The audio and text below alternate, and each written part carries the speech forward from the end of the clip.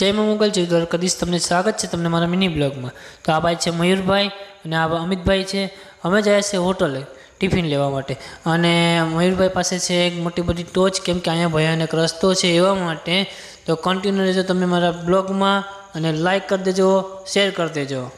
આ તમે આવી ગયા વેરાવળ હાઈવે ઉપર અને આજ મારો જીગરી ભાઈબંધ છે અમિત, એ મારી સાથે જ હોય હર પણ દુઃખ સુખમાં બધીમાં। તો કન્ટિન્યુ રહેજો તમે મારા બ્લોગમાં।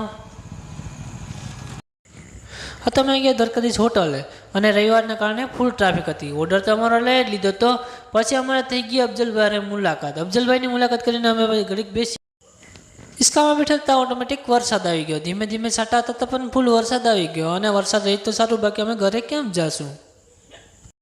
હોટલથી પાર્સલ લઈ અને અમે નીકળી ગયા ઘરે અને ઘરે જઈએ છીએ હવે। વરસાદ ના આવે તો સારું।